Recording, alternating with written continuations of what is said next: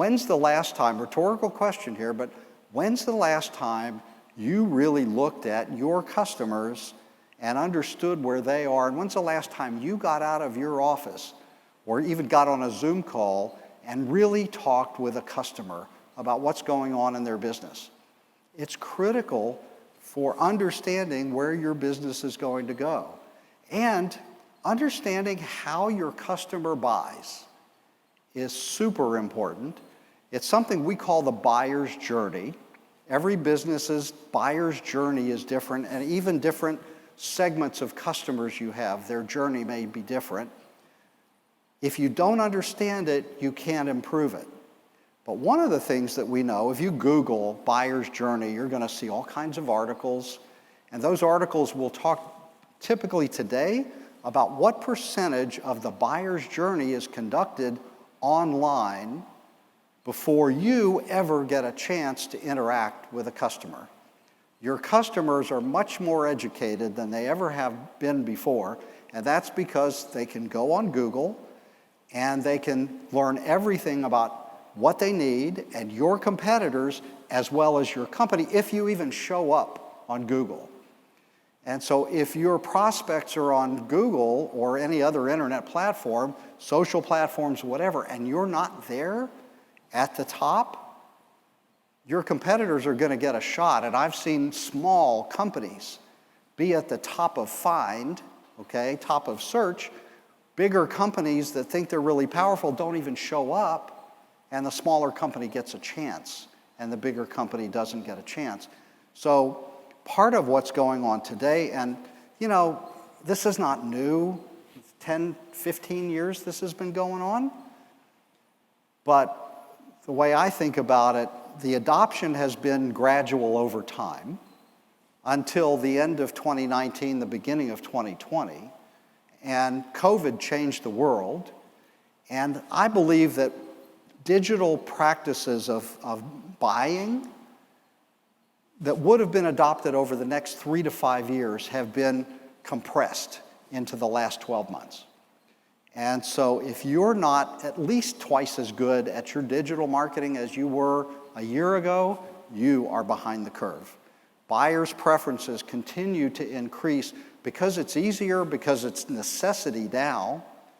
You know, we're at conferences now. We're going to go back to trade shows, but things are not going to be like they used to.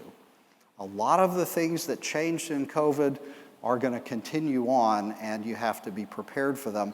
And understanding your buyer and the buyer's journey that your buyer goes through is really critical. So I guess you know by now, the blank slide means we're going to talk to Sharon and Rainey.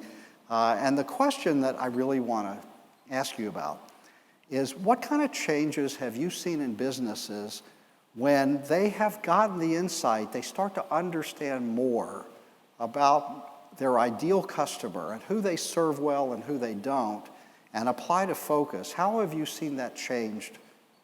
How have you seen it change a business? All right. So, interesting, when I work with clients who, once again, do not have a strong marketing person in place, I ask them about pricing. Many times they can't even, I'm like, how do you come up with your pricing strategy? Oh, we don't have a pricing strategy. Oh, do you have products where you have prices actually defined in your system? No, not so much. Okay, have you had a conversation other than your salesperson with your top customers? Do you know what their struggles are, where they're heading, what's going on? Not so much. You know, and I was with a client the other day, and I am blessed to have an opportunity to work with a chief outsider person before I became their implementer, which was amazing and transformational, because she had all the data and all the information to help us make really good decisions and provide key input when we're filling out the Vision Traction Organizer. And one of the characteristics that she identified was the uniqueness around their competitors. Okay, so we're talking to a CEO who's been running this company for 38 years. He knows his competitors. No, he doesn't. He has no clue. And she was like, well, this and this. "Oh," he said, "I didn't realize that's how they handle that." She said, "Yeah, because their world has changed, our world has changed, so you need to constantly keep your finger on the pulse and know what's going on with your competitors as well as your best customers." Checking in with your customers more frequently has never been more important than in the last year. That's taught us that for sure. Ideal client profile, there is a lot of value in that process. I think everything from, we talked about the tactics earlier. Clay put the chart up, the random acts of marketing. And those are all really important. Social, SEO, PPC, events, website. But often where companies get tripped up, I don't know if this has happened to any of you.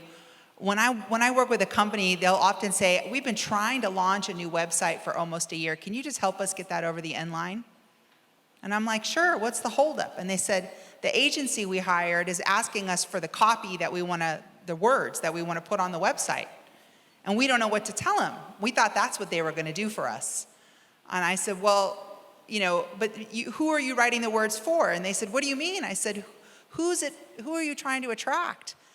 And the company's like, "Well, anyone that wants to buy our solutions." And I said, "Well, then there's a lot of words that could work. That's the problem, right?